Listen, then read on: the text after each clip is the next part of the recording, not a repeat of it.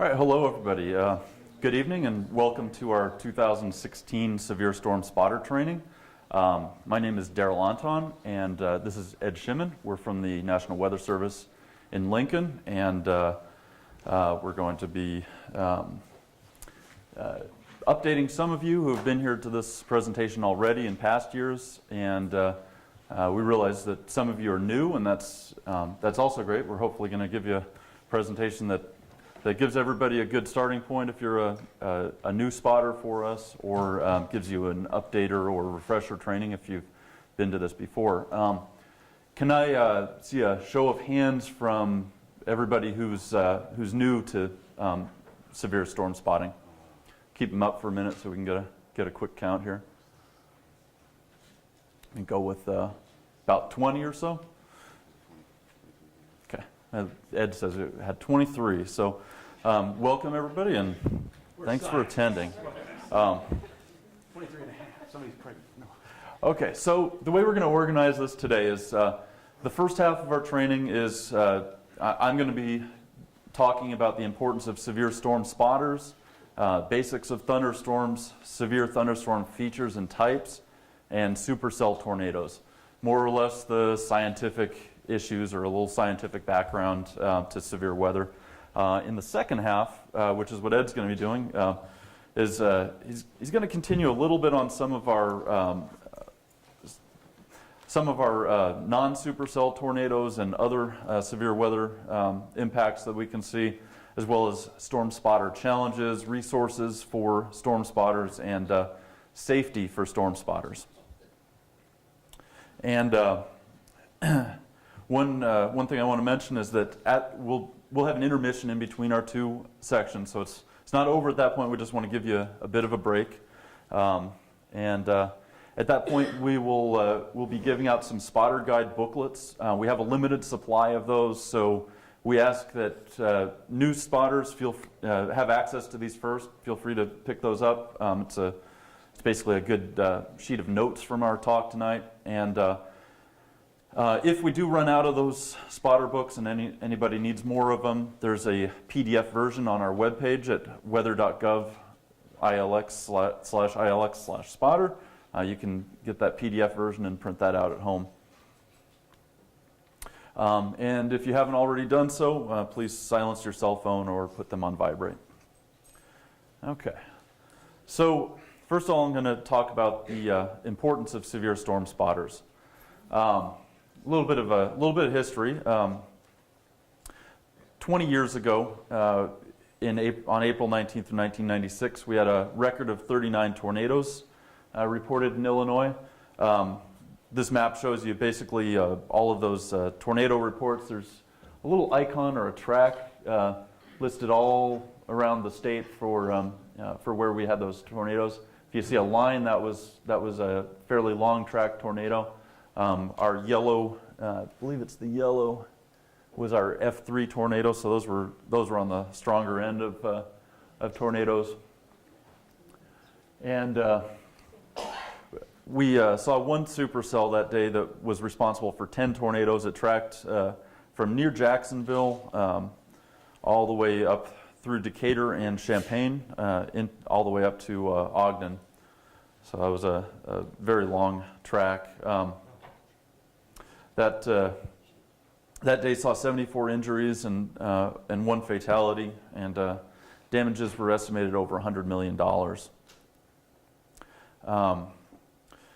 10 years ago, we had another major outbreak.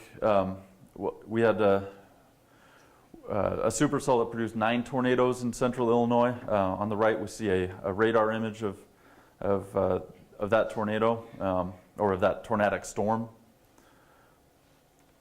Oops, I didn't mean to stop that. We had 2 F2 tornadoes in Springfield that injured 23 people.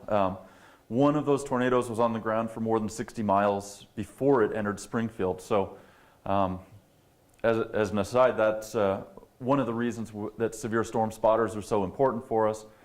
We see those signatures on the radar, but we need to get some ground truth that there really is a tornado there. It definitely makes a more meaningful warning for the public, and when we can track those tornadoes as they approach some of our, as they continue on down the track,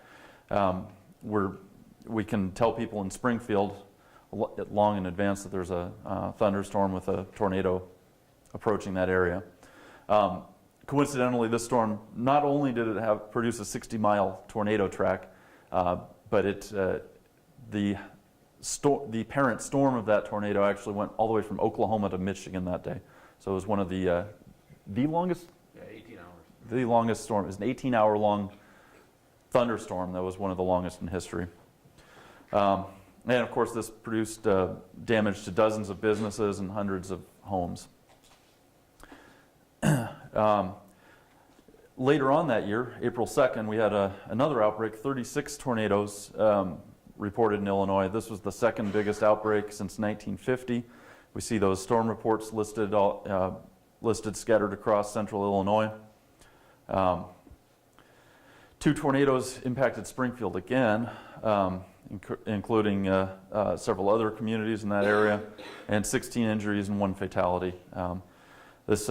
The image on the right side of the screen shows you all of the severe, as much as we could fit in there, all of the severe storm reports from that day, all throughout the Midwest, where the red icons were tornado reports, blue were severe wind reports, and the green were large hail reports. 2006 that year set a record for the most tornadoes in Illinois with 124. So that's some of our weather history for 20 years. What's changed in the past 20 years? Well, for one, the Weather Service has the ability to issue warnings based on radar displays. We couldn't do that in 20 years ago. Our severe thunderstorm warning criteria changed from 3/4 inch hail to 1 inch hail. That 3/4 inch hail just wasn't really producing much damage, so it was the 1 inch has allowed us to cut down some of the number of severe thunderstorm warnings that we issued. Storm-based warnings as opposed to county-based, impact-based warnings. Major Doppler radar upgrades have taken place over that period of time. Weather radio broadcasts have been automated, so now we can focus on actually getting the warnings out rather than getting those on the radio. We can now get, almost anybody can get radar data easily on PCs and on mobile phones. And web access and social media have dramatically increased in those periods of time. However, what hasn't changed in the past 20 years, one of the most notable things is that we still need real-time reports from our spotters. Those are our eyes in the field, people such as yourselves that can help us keep track of what's actually occurring at the ground, not just radar signatures back in our office. Okay, so now I'm going to give you a little background on when storm spotters are needed. Tornadoes in Illinois occur an average of 7 days per year. That's not that we have 7 tornadoes per year, but 7 days when they're observed. Those tend to peak, as we can see in the chart here, in April, May, and June, where we have basically vastly more tornadoes than the rest of the year, although we do want to point out that tornadoes can and have occurred in every month of the year in Illinois. Our peak tornado season is late May through early June, and the time of day is 3 p.m. until 9 p.m., although we do have about a third of our storms actually occur after dark, so obviously those are much more difficult, if not impossible, to spot. For severe wind and large hail in Illinois, we'll draw your attention to the pink line. That peaks out in April and May. That is our peak time of year for large hail.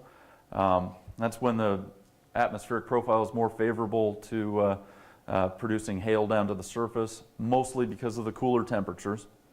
Our severe wind reports tend to peak out in later on in the spring and early summer, basically in June, with a large number of them in May and July as well. And our peak time of day for severe wind reports is fairly similar, 2 p.m. to 11 p.m. Flash flooding, that's another time we need help with spotters out in the field letting us know whether that heavy rain that we're seeing on radar has actually produced any flooding. Those happen an average of 21 days per year. And our flash flooding reports peak out in June with most of them in the summer.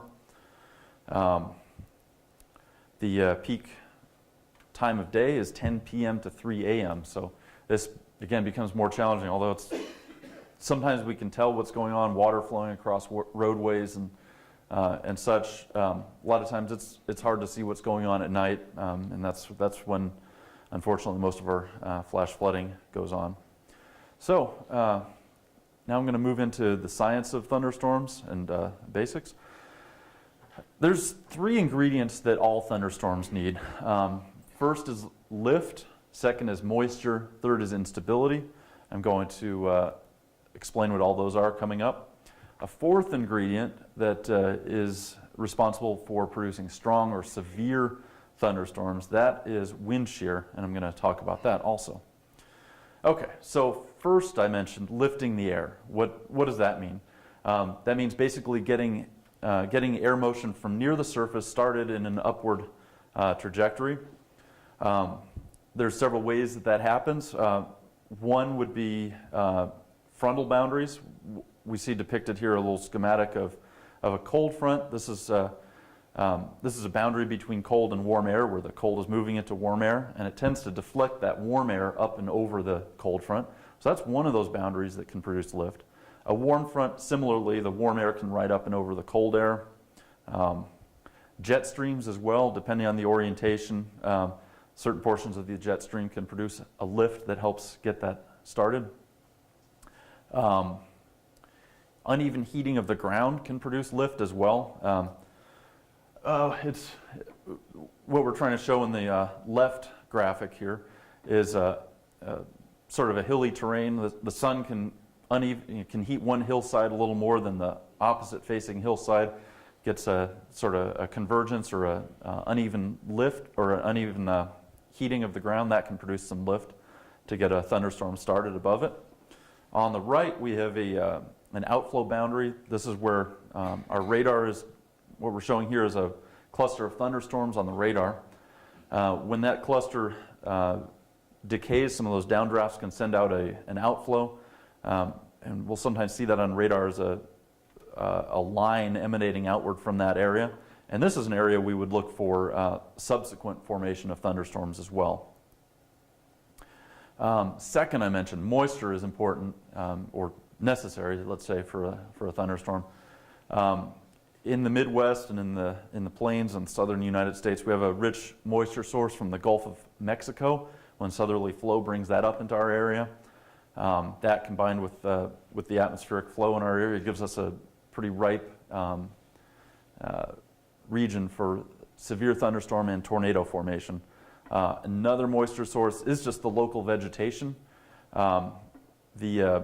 especially the corn fields, but a lot of other agricultural fields and forested areas can produce some evapotranspiration, as it's called, where that vegetation releases some of its moisture into the atmosphere.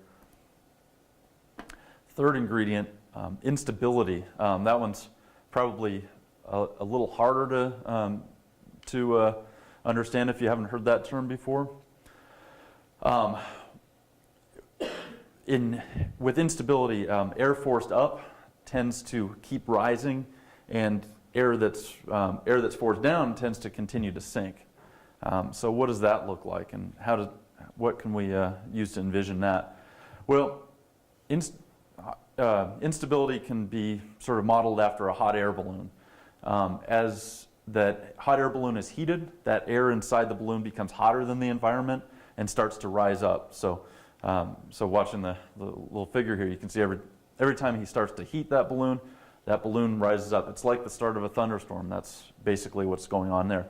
Or when he turns off the heat, it cools off, and now it starts to sink down because it's more dense than the surrounding atmosphere. Okay, so that fourth ingredient, another fairly mysterious ingredient if you haven't heard of that before. Wind shear is where the speed or the direction of the wind changes with height.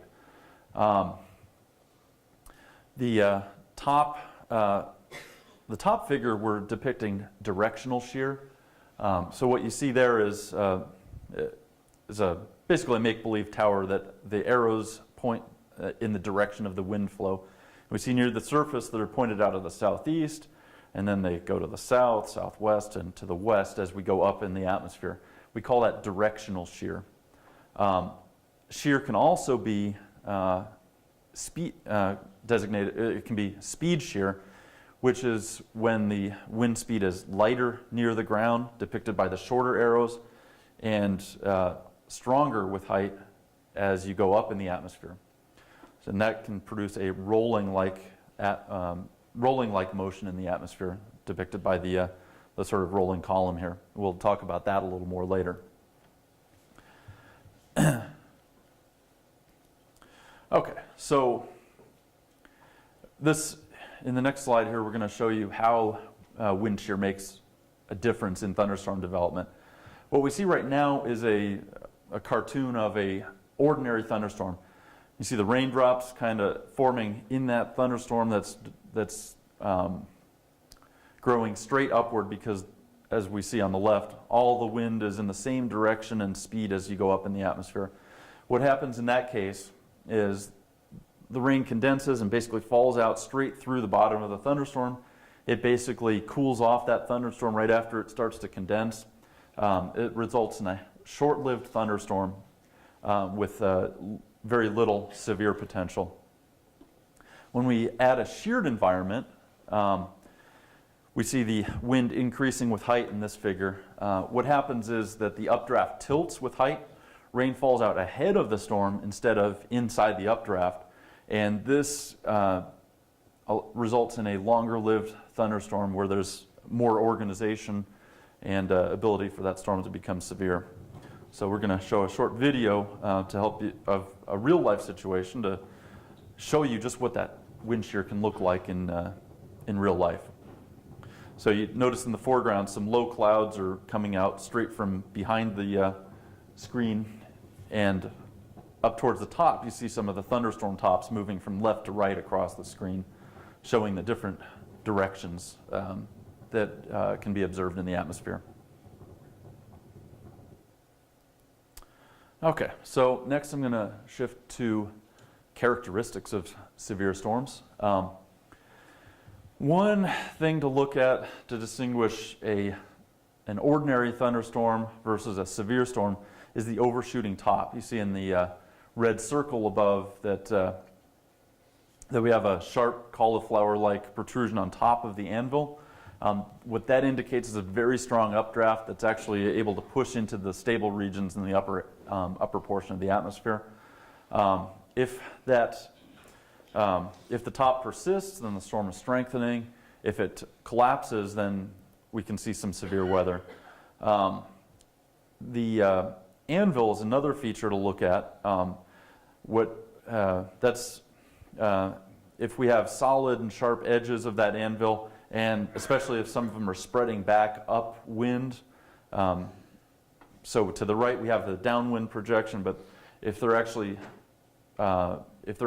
protruding in all directions, that indicates a very vigorous updraft and a spreading of the top of that thunderstorm. Another feature is a tilting of the storm tower. You can see the tower tilting from the low levels inside the column to the left of the screen and on a little bit rightward as we go higher up. Okay, here's another photo of a thunderstorm with another feature of a severe storm. This is the flanking line. See those low billowy clouds? In real life, you might see those basically blowing into the thunderstorm. This indicates a feed of warm, moist airflow into that thunderstorm. That can allow that thunderstorm to intensify and persist for hours. The wall cloud is looks really small. Hopefully you can see that, but right in the middle of that yellow circle is a lowering of the cloud base, and especially if that's rain-free, it indicates a strong updraft that rain and hail can't penetrate down from. So that's an area where the updraft is taking place. That's also an area where tornado formation is likely to occur because of that strong updraft in that area. And you also want to look for rotation of that wall cloud. Sometimes you can have low-hanging clouds. There's nothing really going on in them, but if you see that rotating, it's a good indication of severe weather. Okay, it's important to try and identify the updraft and downdraft regions within a thunderstorm. The updraft is where warm, moist air feeds the storm. It's usually where most tornadoes form. The downdraft is where cool, rainy air spreads out. This is the area where we'll tend to see high wind gusts, heavy rain and hail come out of a thunderstorm. This graphic is going to show you a comparison of a weak versus a severe. Well, I wouldn't necessarily call it weak, but a less strong thunderstorm. They all tend to be pretty strong if you're actually in the middle of them, versus a severe storm on the right. So on the left, you see basically a fuzzy, spread out anvil. On the right, you see a more pronounced anvil with sharp edges and an overshooting top. Let's see.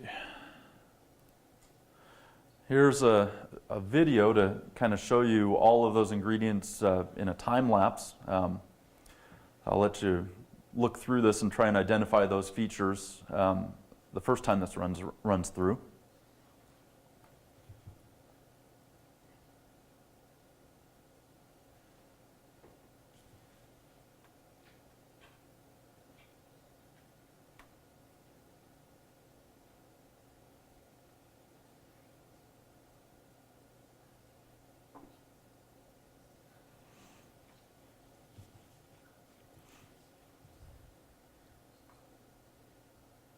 That run through already? Okay, here we start again. Okay, so now this time I want to just make sure that we see everything. So we'll see that flanking line feeding that warm, moist air into the thunderstorm. You see a sharp edges on the tower. Occasionally you'll see an overshooting top, indicative of a strong updraft and severe storm. See sharp edges on that tower. Okay, so there's also multiple types of severe thunderstorms, so we'll take you through a few of those. First of all, I'll point out single cell thunderstorms. As I mentioned earlier, these tend to last a short period of time, only about 20 to 30 minutes. They do produce heavy downpours, gusty wind, and small hail.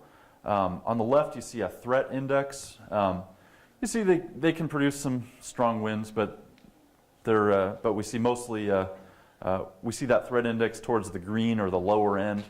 Hail is also towards the lower end. Heavy rain is in the middle area. They can produce some heavy rain, but it's usually not that long-lived. Tornado threat is on the lower end, but not zero. Multi-cell clusters is another type of storm we'll talk about a little bit later.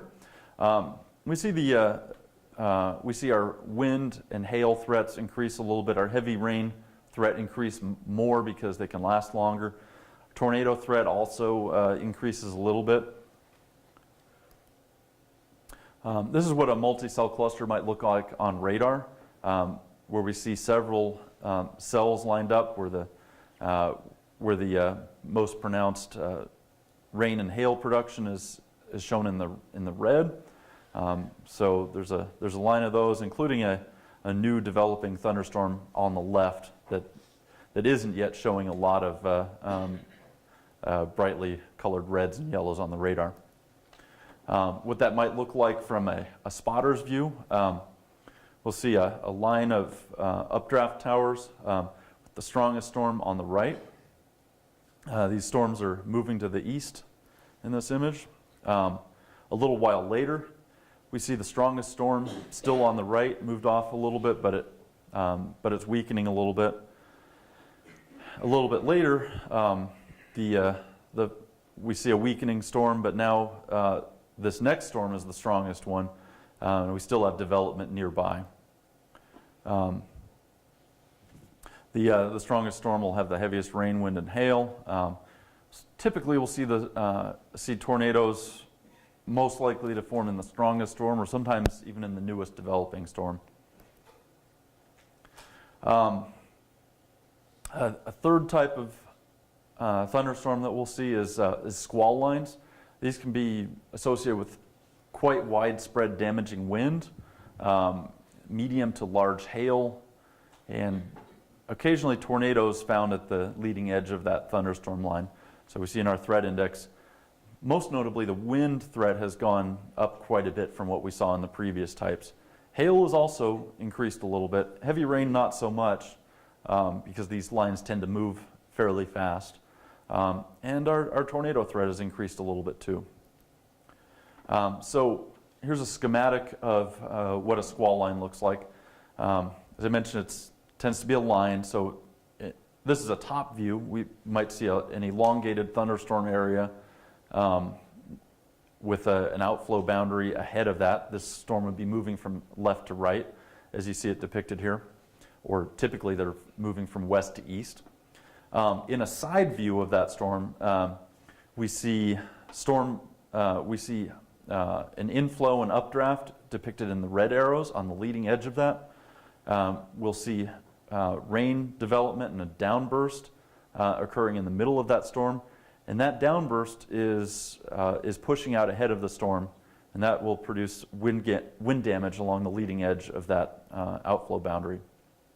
And occasionally this area will also see tornado formation as well. We'll talk a little bit more about that later. As I mentioned, the heavy rain and hail is underneath and somewhat behind. Visually, what we would look for is a shelf cloud. This is a low cloud at the front edge of the squall line. This is where the warm updraft and cool downdraft meet. We'll see a wavy look on that cloud. We'll see that sort of wavy look up here. The updraft would be out ahead of that line. You'll know it when you see that, when you see a squall line approaching, that this whole line will be moving in towards you. And the downdraft is occurring underneath that line and pushing ahead. So this is this is another image of a leading edge of a shelf cloud with a wavy, turbulent cloud aloft. Another image showing what those squall lines might look like in a severe storm. Each of those storms would have produced 60 to 80 mile per hour wind. Some of these squall lines can actually produce considerably higher damage to that in some of the stronger events. That 60 to 80 mile an hour wind gust is enough to produce damage to trees and power lines. Next is a squall line that was actually not severe. It was a weaker squall line. So what we'll see is more of a ragged look on the leading edge of that line, lack of structure aloft. And again, we're not seeing that same kind of structure we saw in the severe storm. Both of these storms produced 35 to 40 mile an hour wind. Brisk, but not damaging to anything. And in the next frame here, you see a loop of a squall line on radar on the top. This one produced gusts up to 80 miles per hour and downed power lines and trees in central Illinois. So we can see at the bottom is a photo of what that looked like as this squall line passed the photographer's location. You see the photographer was where the star was, and this is what he saw in real life. Does height have much to do with how severe it is? How tall the storm gets? It does. I mean, it doesn't have to be all that high to produce severe weather, but I mean, severe storms tend to be at least 15,000 to 20,000 feet high sometimes they'll go 60,000 feet or I mean in some of the most in some of the highest storms. So it's more of an indicator of how strong that storm is, as long as it's high enough to produce the hail and heavy rain that it needs to. That'll be enough. Okay. So here's a radar view of another squall line. This was from November 11th, 2015. This one produced 70 to 80 mile per hour wind gusts, 2 tornadoes east of Moline, or the Quad Cities area. You see that's a semi-continuous line of storms that moved all the way from, it looked like it's, let's see, yeah, we're showing all the way from western Iowa on into northern Illinois. We'll stop that here to show you some of the favorite areas for severe weather along that line. Things to note here is, although it looked like a semi-continuous line, there's several areas where the radar reflectivities bow out. These are areas that are favored for severe wind gusts. So we'll see one here, another bowed forward or bulged look in the radar in the middle, and another one below. So those would have all been areas we'd look for severe winds. The next, we'll look for breaks or kinks in the line. See a little red icon turning around on the screen. Those would be favored areas for tornadoes to form. That's where we can get a little better rotation to help a tornado form in that updraft. Okay. Moving on to supercells. These are responsible for the most significant severe weather in the U.S. They'll produce tornadoes, hail larger than golf. Almost all storms that have hail larger than golf balls are supercell storms. They also produce extreme winds, extreme straight line winds, and flash flooding. And our threat index, you see, we're pegged high on all of those. So those are very severe storms. Maybe not as widespread as the squall line, but the most severe for what we see in them. So supercells are very organized storms due to their high instability and or wind shear. As I mentioned earlier, they pose a high threat to life and property. They're defined by a rotating updraft called a mesocyclone, and we'll talk more about that later. Wind shear helps that rotation form in a supercell storm. So again, we can't have just one type. We have a couple types. Actually, we have more than that, but we'll focus on the two that we'll see around here more often. The classic supercell has a potential for long track tornadoes, 10 to 20 miles. Tornadoes are typically easier to see in a classic supercell because the tornado isn't rain wrapped. By contrast, we see high precipitation supercells with fairly high frequency east of the Mississippi, including our area. A lot of times rain surrounds the mesocyclone, so it makes it harder and actually more dangerous to spot those as well. We'll talk more about that in the upcoming slides. Okay, so as I mentioned earlier, wind shear, especially speed shear, can produce a rolling motion in the atmosphere. We have that graphic again of that rolling motion due to speed shear. When we have an updraft interact with that rolling motion, we can start to tilt that rolling or circulating motion into the vertical. And when that rotating motion gets tilted all the way to the vertical, that becomes a mesocyclone, or the rotating updraft within a severe storm or a supercell thunderstorm. Some things you want to look for visually with a supercell storm is these spiral bands or striations around the rotating updraft. Those are clues that it's rotating.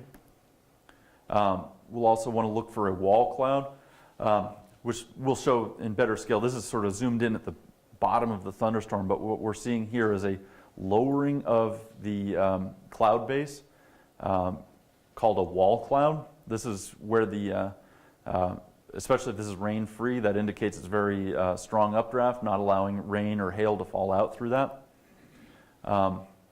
Long-lived rotation is the key to a strong updraft. And this also may contain a tail cloud, which points towards the heavy rain. So here's another photo of a wall cloud. Another wall cloud where we can see that lowering and some of that rotation around the rotating mesocyclone. Another view from the distance. Hard to see what's under there because of the houses in the foreground. Ed will be talking more about some of the challenges we see in severe storm spotting later, but we might have an idea that this is a lowered wall cloud in that area. In this one, we're starting to see the formation of a funnel in the area of a wall cloud. A tornado touched down briefly after this photo was taken. Okay, so putting this all together, we'll try and give you a little sense of the scale and the overall organization of a classic supercell. I'm going to start with the storm inflow, which you see in the red on the bottom of the screen. I'm going to go all the way through the storm and back down. So we have a storm inflow where we might see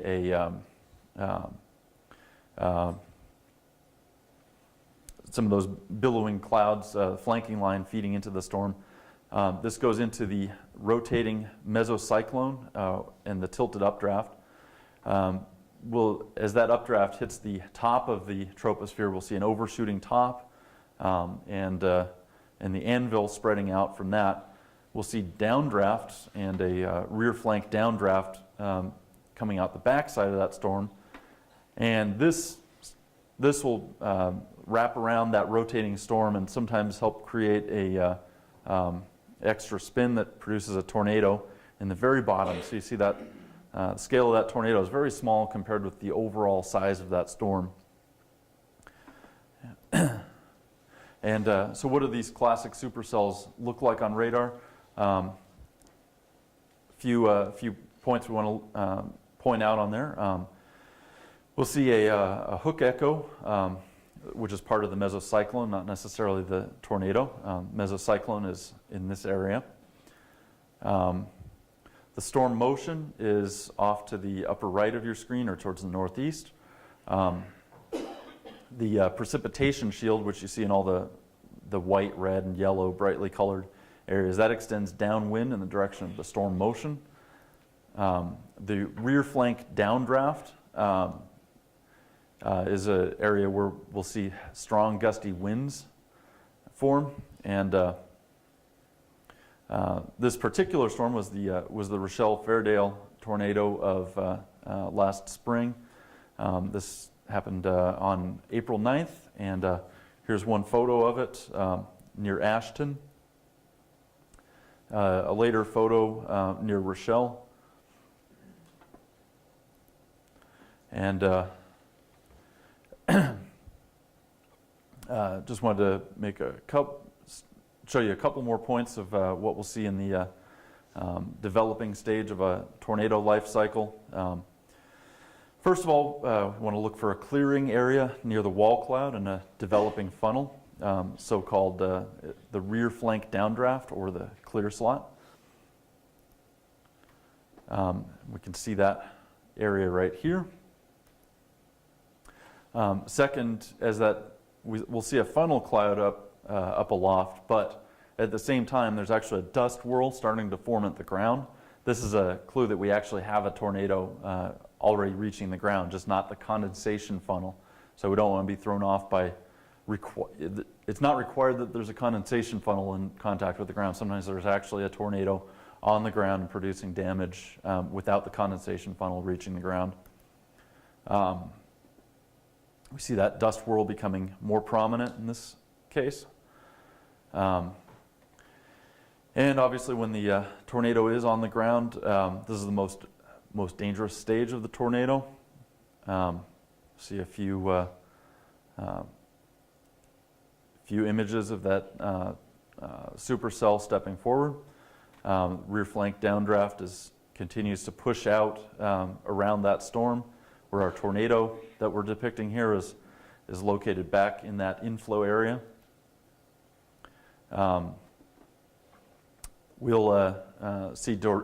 Sometimes we'll see debris in contact with the ground that actually obscures the tornado, but shouldn't be mistaken that there is no tornado. That's actually indicative of the tornado itself. It just can get ragged. And eventually that rear flank downdraft can cut off that tornado in the updraft that was producing it. What we'll see is a dissipating a rope stage in that area, in that case, but we'll see a thin line in the accompanying photo.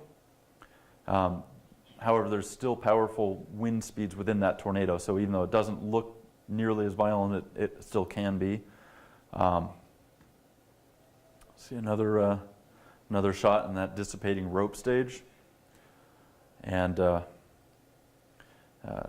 subsequent shot, and now it is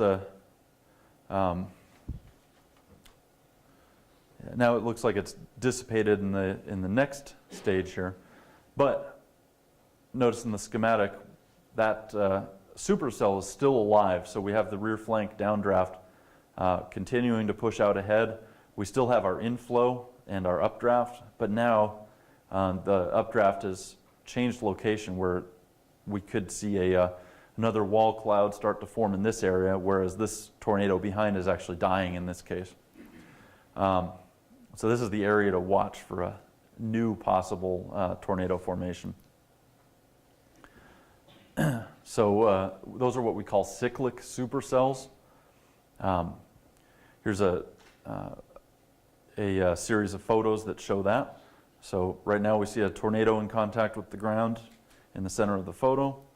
A little later we see that one maybe starting to dissipate a little bit, but we see another wall cloud forming ahead. Maybe some dust starting to form in the photo in this area. And as we step on forward, we're starting to see a new tornado form, a funnel cloud, whereas this is the old tornado, and that should probably be dissipating shortly. Okay, next we want to talk about HP supercells, or high precipitation supercells, that I mentioned earlier. This is where the mesocyclone and tornado can become completely wrapped in rain. They look a little different on radar. We see a lot more reflectivity surrounding the area of the updraft. One hint we'll see is a little notch where the tornado might be forming. We'll see a kidney bean shape on the radar. One thing Ed will talk more about this later, but these can be extremely dangerous to spot because they're almost impossible to see the tornado inside that whole mass of precipitation. Want to point out that the safest spotting location is on the south flank of the storm. This storm would typically be moving towards the northeast. There can be other orientations, so you don't want to assume it's always to the northeast, but in a lot of cases they are.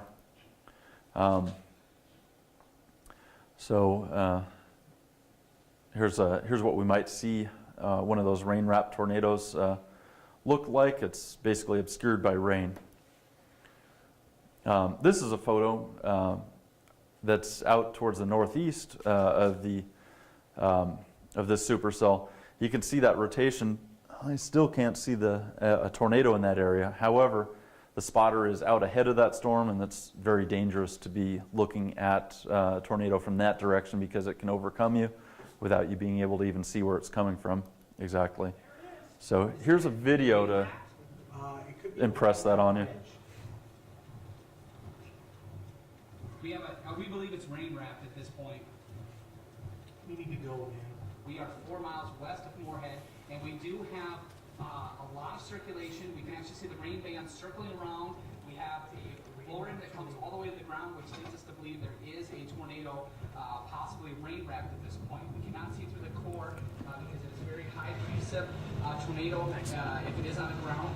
And what we can see really is a wall, a sheet of rain that is spinning, coming right towards Moorhead at this point. We just had to leave and get out of the way because it is about a mile west of us at this point, so we are repositioning at this point. But Moorhead is going to be hit by this this core of rain, which we believe has a rain-wrapped tornado in it.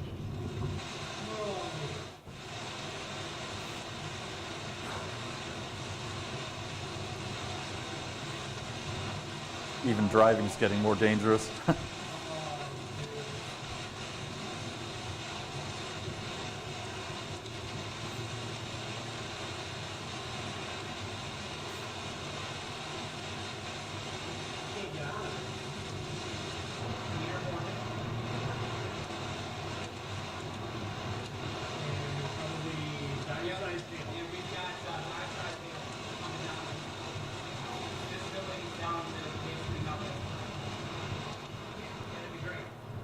There's got to be a tornado in there, man. Look at the branches falling. Look at it, it's raining debris on us. Yeah, people should not be driving. Not them either. Oh, dude, look at this. Look at, oh, big branches. Holy sh. I think we're in the tornado. We are going to go just a little bit south. They're on. They were on.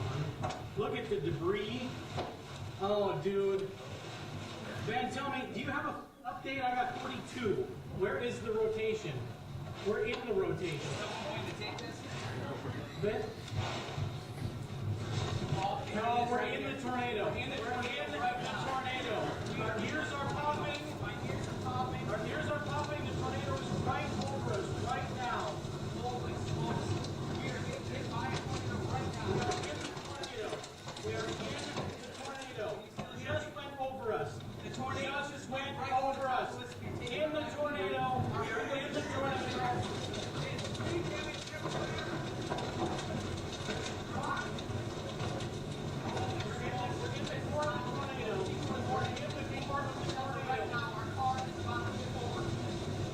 It's going by us. It's going by us. I don't know if you can hear me with these high winds. It's going by us. 100-mile-an-hour winds driving our car right now. There's tree limbs down everywhere. It's going by us. It's going by us.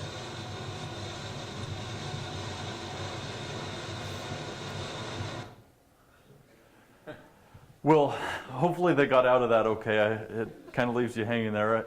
Do you know the answer to that? Yeah, they're fine. Okay. Yeah. Okay. Well, we're gonna take a break soon, but before we take a break, I want to ask everybody who is not an ESDA or EMA volunteer, if you want to be a new Skywarn spotter for us, or if you want to update your contact information with us. We have forms up ahead here. Please fill out the form and have you fill out the top form and leave that with us. And we'll have you tear off the bottom portion and keep that for yourself to keep contact information for us. And let's see. And I guess I also want to point out that we have spotter field guides up ahead here. So if you have not gotten one of those in past years, we want to encourage everybody to, we want to especially encourage the first-time viewers of the spotter presentation to get one of those. And if you've already got one from past years, we're asking you to please leave those for the new people, or get it off of our website, because we have a limited number of those. One thing I want to point out is that if you have done this for us in past years, we're no longer issuing spotter IDs, but if you have one from past years, you can continue to use it. And as I mentioned, put the top portion in the box.